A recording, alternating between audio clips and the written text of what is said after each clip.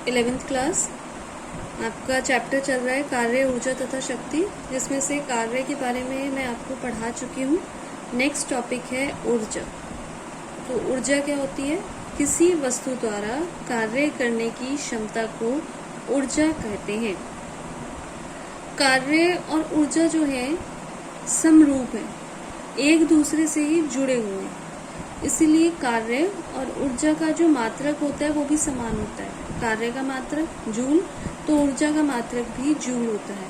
कार्य की विमा ml2T-2, तो ऊर्जा की विमा भी ml2T-2। आपने देखा होगा कि जैसे आप कुछ खाते हैं तो आप में एनर्जी आ जाती है। सुबह आप ब्रेकफास्ट करते हैं, एनर्जी आती है, आप में ऊर्जा आती है, तो आप उससे क्या करते हैं? काम करते हैं। और जब आप काम करते हैं, बहुत सारा काम करते हैं, तो क्या होता है? आप थक जाते हैं मतलब आपका जो एनर्जी लेवल है वो कम हो जाता है, एनर्जी लॉस हो जाता है ना। तो फिर उस एनर्जी को पाने के लिए आप क्या करते हैं? फिर से कुछ खाते हैं। तो कार्य और ऊर्जा जो है एक दूसरे के ही रूप है। मीन्स कार्य को ऊर्जा में और ऊर्जा को कार्य में बदला जा सकता है। कार्य वाले टॉपिक में मैंने आपको कार्य के कुछ अन्य मात्रक भी पढ़ाए थे, जैसे कैलोरी, किलोवाट घंटा और इलेक्ट्रॉन वोल्ट। तो एक्चुअल में ये जो मात्रक हैं, इन मात्रकों में ऊर्जा को मापा जाता है। कैलोरी, किलोवाट घंटा, इलेक्ट्रॉन वोल्ट। नेक्स्ट टॉपिक है ऊर्जा के विभिन्न स्वरूप। यहाँ ऊर्जा के आपकी बुक में काफी सारे स्वरूप दिए हुए हैं, 12 स्वरूप दिए हुए हैं, 12 प्रकार दिए हुए हैं। तो ये एग्जाम में नहीं आते हैं, बस सिंपली आपको इनकी 1 मार्क की डेफिनेशन करनी है। एक बार मैं एक्सप्लेन कर देती हूँ। फर्स्ट है यांत्रिक ऊर्जा। तो वह ऊर्जा जिसके कारण कोई वस्तु कार्य कर सकती है उसको क्या कहते हैं? यांत्रिक ऊर्जा। और आप जो गतिज ऊर्जा और स्थितिज ऊर्जा आपने पढ़ा हुआ है, उन दोनों को मिलाकर ही यांत्रिक ऊर्जा बनती है। मतलब गतिज और स्थितिज ऊर्जा का योग होती है यांत्रिक ऊर्जा। ठीक है। नेक्स्ट टॉपिक है आंतरिक ऊर्जा। तो जो भी कोई पदार्थ या वस्तु जो होती है वो अणुओं से मिलकर बनी होती है। उन अणुओं के बीच में जो अंतराण्विक बल लगता है, उन बलों के कारण जो वस्तु में ऊर्जा संचित होती है, इकट्ठी होती है, उसको क्या कहा जाता है? आंतरिक ऊर्जा। ये यांत्रिक है और ये आंतरिक है। इसके कारण वस्तु गति कर सकती है और या कार्य कर सकती है। और आंतरिक मतलब जो उसके अणुओं के बीच में जो बल लगे हुए हैं उनके कारण जो ऊर्जा है उसको कहते हैं आंतरिक ऊर्जा। नेक्स्ट है ऊष्मीय या तापीय ऊर्जा। वह ऊर्जा जिसके कारण हमें किसी वस्तु की गर्माहट का एहसास होता है उसको कहा जाता है तापीय या ऊष्मीय ऊर्जा। उससे नेक्स्ट है रासायनिक ऊर्जा। तो जो भी रासायनिक अभिक्रियाएं होती हैं, उन अभिक्रियाओं के होने पर कुछ नए यौगिक बनते हैं या कुछ इकट्ठे हो जाते हैं, तो उसके कारण जो ऊर्जा उत्पन्न होती है उसको कहा जाता है रासायनिक ऊर्जा। आप 10th क्लास में केमिस्ट्री में रासायनिक अभिक्रियाएं वाला चैप्टर पढ़ चुके हैं। तो उसमें आपने पढ़ा हुआ है कि कुछ अभिक्रियाओं में ऊष्मा अवशोषित होती है और कुछ अभिक्रियाओं में ऊष्मा उत्सर्जित होती है। तो वो अभिक्रिया ऊर्जा कैसी ऊर्जा होगी? रासायनिक ऊर्जा। नेक्स्ट है विद्युत ऊर्जा। तो जो भी आवेश होते हैं, मतलब जो चार्ज होते हैं, जैसे आपने सेल देखा होगा, सेल में एक साइड पॉजिटिव चार्ज होता है, एक साइड नेगेटिव चार्ज होता है। तो आवेश को एक बिंदु से दूसरे बिंदु तक लेके जाने में हमें कार्य करना पड़ता है। तो वो जो किया गया कार्य होता है वो ऊर्जा के रूप में संचित हो जाता है। तो उस ऊर्जा को क्या कहेंगे? विद्युत ऊर्जा। नेक्स्ट है नाभिकीय ऊर्जा। कोई भी जो परमाणु होता है, परमाणु के नाभिक में प्रोटॉन और न्यूट्रॉन होते हैं, तो उनके बीच में जो ऊर्जा होती है उसको क्या बोलते हैं? नाभिकीय ऊर्जा, क्योंकि नाभिक के अंदर की ऊर्जा है वो। फिर प्रकाश ऊर्जा। वह ऊर्जा जिसके कारण हम किसी वस्तु को देख सकते हैं उसको क्या कहते हैं? प्रकाश ऊर्जा। ध्वनि ऊर्जा। वह ऊर्जा जिससे हम कुछ सुन सकते हैं वो कहलाती है ध्वनि ऊर्जा। पवन ऊर्जा। जो हवा बह रही होती है उसमें गतिज ऊर्जा होती है और वही ऊर्जा क्या कहलाती है? पवन ऊर्जा। जल ऊर्जा। जो जल बह रहा होता है उसमें जो ऊर्जा होती है उसको कहा जाता है जल ऊर्जा। जैव भार ऊर्जा, जैव भार ऊर्जा मतलब जो गोबर गैस या कचरे इत्यादि से जो ऊर्जा प्राप्त होती है, एनर्जी मिलती है, उसको बोलते हैं जैव भार ऊर्जा। और नेक्स्ट है सौर ऊर्जा, तो जो सूर्य से हमें मिलती है ऊर्जा उसको कहा जाता है सौर ऊर्जा। नेक्स्ट टॉपिक है द्रव्यमान, ऊर्जा और समतुल्यता। द्रव्यमान और ऊर्जा को कैसे कन्वर्ट किया जा सकता है, तो इसके लिए एल्बर्ट आइंस्टीन ने एक समीकरण दी और वो समीकरण है E = mc²। तो इस समीकरण का 1 नंबर का क्वेश्चन आ सकता है, या तो कि एल्बर्ट आइंस्टीन की द्रव्यमान ऊर्जा समतुल्यता की समीकरण लिखिए, या फिर इस पे बेस्ड कोई न्यूमेरिकल आ सकता है, जहाँ पर E जो है वो ऊर्जा है, M द्रव्यमान है और C जो है वो निर्वात में प्रकाश की चाल है। तो द्रव्यमान और ऊर्जा जो है वो एक दूसरे के बराबर होते हैं। ये आइंस्टीन की समीकरण है। अब नेक्स्ट टॉपिक है यांत्रिक ऊर्जा के प्रकार। तो जैसा कि मैंने आपको बताया कि यांत्रिक ऊर्जा जो है मेनली गतिज और स्थितिज ऊर्जा का योग होता है। अब यहाँ गतिज और स्थितिज ऊर्जा के आपके बुक में डेरिवेशंस दिए हुए हैं, वो डेरिवेशंस आपको नहीं करने, सिंपली रिजल्ट याद रखने हैं, इस पे बेस्ड न्यूमेरिकल आ जाते हैं। तो किसी वस्तु में उसकी गति के कारण जो कार्य करने की क्षमता होती है उसको क्या कहते हैं, गतिज ऊर्जा। और इसका फॉर्मूला आपको पता है K = ½ mv²। नेक्स्ट पेज पर एक रिजल्ट है, इसमें जो आपको करना है गतिज ऊर्जा के फॉर्मूले के बाद आपको करना है, इस पे बेस्ड भी न्यूमेरिकल आ जाते हैं, जो है गतिज ऊर्जा तथा रेखीय संवेग में संबंध। रेखीय संवेग, न्यूटन के गति विषयक नियम में ये टॉपिक था संवेग, जहाँ पर संवेग को हम रिप्रेजेंट करते हैं P से, और संवेग बराबर होता है द्रव्यमान गुणा वेग के। P = mv और गतिज ऊर्जा K = ½ mv²। यहाँ mv है, यहाँ mv², तो हम क्या करेंगे, जो गतिज ऊर्जा वाली इक्वेशन है उसको m से मल्टीप्लाई कर देंगे और m से ही डिवाइड कर देंगे। तो जब मल्टीप्लाई करेंगे ऊपर आ जाएगा m² v² और अपॉन में आ जाएगा m। P = mv है, m² v² को हम p² लिख सकते हैं।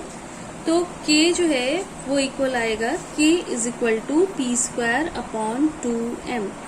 अब इस रिलेशन, ये संबंध है गतिज ऊर्जा और संवेग के बीच में।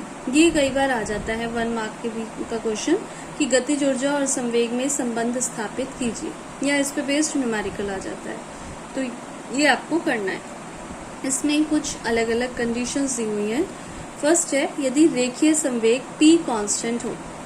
अगर P को हम कांस्टेंट कर दें तो K यानी कि गतिज ऊर्जा है वो किस पर डिपेंड करेगी, M पर, द्रव्यमान पर। K और M जो है एक दूसरे के व्युत्क्रमानुपाती हो जाएंगे। अगर M बढ़ा तो K घटेगा, M घटा तो K बढ़ेगा। तो K और M के बीच में जो ग्राफ आएगा वो इस तरीके से आएगा, घटता हुआ ग्राफ।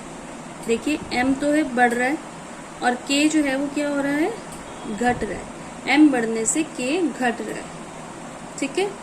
नेक्स्ट, अगर रिजल्ट हमारा यही है, अगर हम गतिज ऊर्जा को कांस्टेंट कर दें, K को कांस्टेंट कर दें, तो p² जो है वो किसके इक्वल हो जाएगा, 2m। मतलब संवेग जो है किस पर डिपेंड करता है, m पर। p² अनुक्रमानुपाती m या p अनुक्रमानुपाती √m। अगर यहाँ अंडर रूट ना होता तो सिंपली क्या था कि संवेग बढ़ेगा, द्रव्यमान बढ़ेगा, द्रव्यमान घटेगा, संवेग घटेगा। पर क्योंकि अंडर रूट आ गया तो जो ग्राफ है वो इस तरीके से कर्व शेप में आएगा। अगर P अनुक्रमानुपाती M होता तो ग्राफ जो है वो ऐसे आता, ये एक चीज बढ़ने से दूसरी चीज भी बढ़ रही है। पर क्योंकि यहाँ अंडर रूट आ गया इसलिए ग्राफ बढ़ता हुआ तो आएगा, बट ऐसे कर्व शेप में, परवलयकार शेप में, ठीक है। और अगर वस्तु का द्रव्यमान कांस्टेंट हो जाए, m कांस्टेंट हो जाए, तो p² अनुक्रमानुपाती k, p अनुक्रमानुपाती √k। यहाँ पर हमने y अक्ष पर p लिया था तो ग्राफ ऐसे आया, यहाँ पर हम x अक्ष पर P लेंगे, तो ये ग्राफ भी ऐसे ही है बढ़ता हुआ, पर वो ग्राफ ऐसे था, ये ग्राफ ऐसे आएगा। तो 3 अलग अलग कंडीशंस हैं संवेग, गतिज ऊर्जा और द्रव्यमान को लेकर। अब जो नेक्स्ट टॉपिक है वो इस चैप्टर का मोस्ट इम्पॉर्टेंट टॉपिक है, और वो है कार्य ऊर्जा प्रमेय, जो एग्जाम में कई बार पूछी जाती है। कार्य ऊर्जा प्रमेय बताइए और इसको सिद्ध करिए। तो कार्य ऊर्जा प्रमेय क्या है? कार्य ऊर्जा प्रमेय ये बताती है जब किसी वस्तु पर कोई बल इस प्रकार लगे कि उसका परिणामी बल शून्य ना हो, रिजल्टेंट जो हो वो 0 ना हो, तो किया गया कार्य वस्तु की गतिज ऊर्जा में परिवर्तन के बराबर होता है। मतलब कार्य और गतिज ऊर्जा जो है वो एक दूसरे के समतुल्य हैं।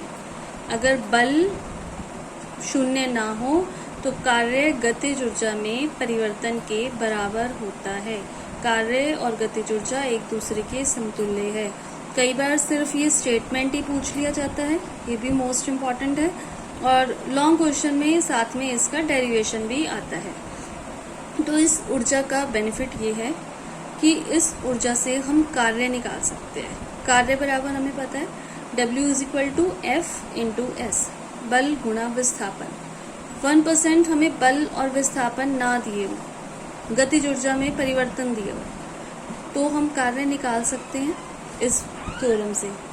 और गतिज ऊर्जा में परिवर्तन, इस थ्योरम से हमें ये भी पता चल जाता है कि गतिज ऊर्जा में वृद्धि हो रही है या कमी हो रही है। तो ये कार्य ऊर्जा प्रमेय के बेनिफिट्स हैं, लाभ हैं। अब यहाँ पर क्योंकि बल की बात है कि परिणामी बल शून्य ना हो, तो 2 कंडीशंस लेके हमें इस थ्योरम को प्रूव करना है। फर्स्ट कंडीशन इज जब वस्तु पर बल जो है, अचर बल जो है वो कार्यरत हो।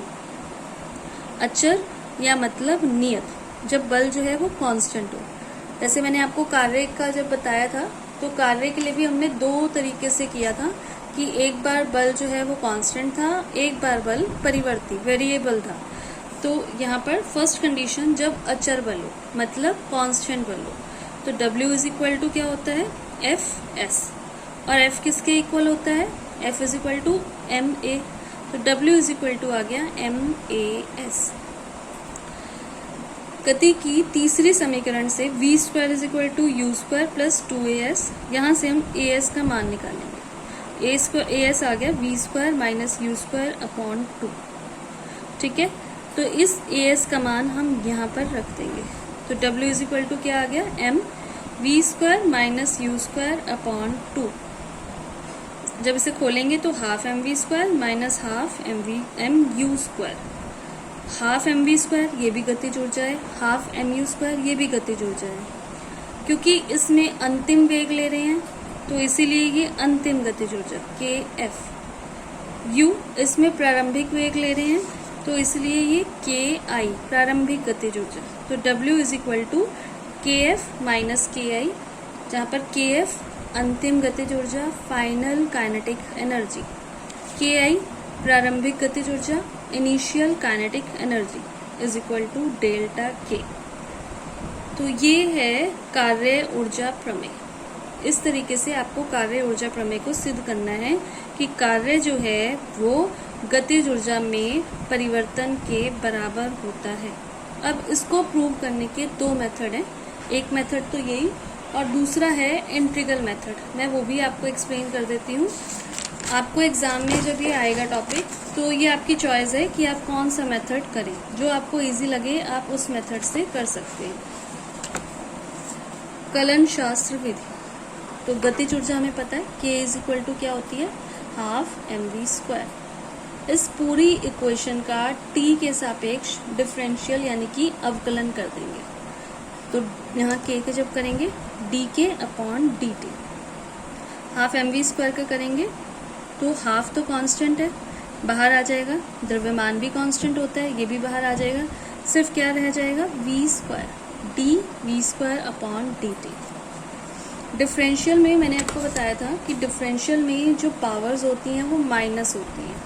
जब हम v² का डिफरेंशियल करते हैं तो v⁴2 तो आगे आ जाएगा, और यहाँ पर जब डिफरेंशियल होगा तो बचेगा d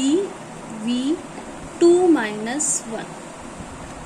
तो ये क्या बचेगा, 2v तो आगे आया m2v, और साथ में क्या बचेगा dv/dt।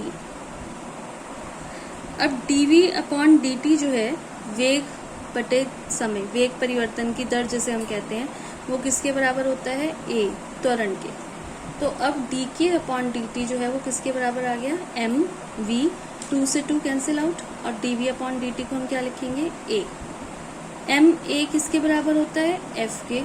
तो हमारे पास क्या रह गया, dk/dt, ma को हमने f लिख दिया और रह गया v को हम क्या लिख सकते हैं, वेग किसके बराबर होता है, विस्थापन बटे समय, dx/dt लिख सकते हैं। dt दोनों साइड से हट गया, तो अब क्या रह गई इक्वेशन, dk = f dx। अब हम इसका इंटीग्रल कर देंगे, तो f dx, क्योंकि dx के सापेक्ष कर रहे हैं तो इसकी लिमिट रखनी होगी। सपोज विस्थापन जो है वो x1 से x2 तक है, यहाँ dk का इंटीग्रल कर रहे हैं तो गतिज ऊर्जा की लिमिट रखनी होगी। गतिज ऊर्जा k1 से k2 तक है, तो f dx जो है ये कार्य के बराबर होता है w, और यहाँ पर k2 minus k1 which is equal to delta k, मतलब गतिज ऊर्जा में परिवर्तन। तो कार्य किसके बराबर होता है, गतिज ऊर्जा में परिवर्तन के। तो आप लोगों को जो मेथड इजी लगे आप वो अडॉप्ट कर सकते हो। अब ये गतिज ऊर्जा जो कार्य ऊर्जा प्रमेय है, इसी की सेकंड कंडीशन, जब वस्तु पर परिवर्ती बल कार्यरत हो। फर्स्ट कंडीशन में हमने ये लिया था कि बल जो है वो कांस्टेंट है, अब हम ये ले रहे हैं कि बल वेरिएबल है, वेरी कर रहा है।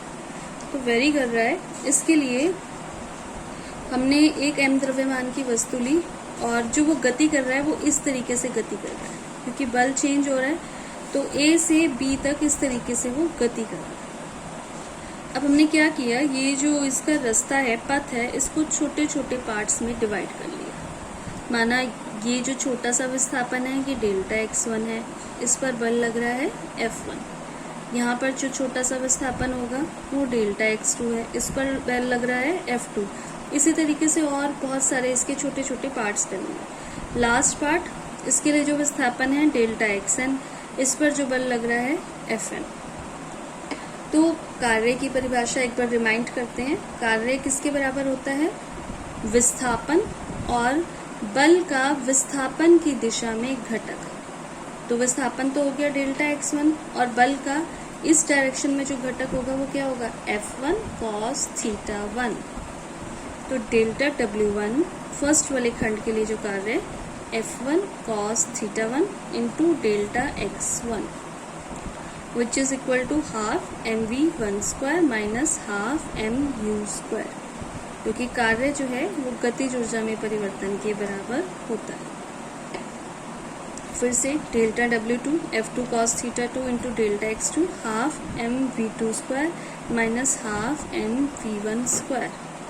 आगे इसी तरीके से हम अलग अलग खंडों के लिए ये निकालते रहेंगे। जब सारे पार्ट्स के कार्य को प्लस किया जाएगा तो आप देखेंगे mv1² यहाँ है और यहाँ है, ये दोनों कट जाएंगे। इसी तरीके से ये टर्म और नेक्स्ट वाले की टर्म कट जाएगी, तो सिर्फ बचेगा क्या, एक mu² और एक बचेगा mv²। लास्ट वाली टर्म्स जो हैं वो बचेंगी।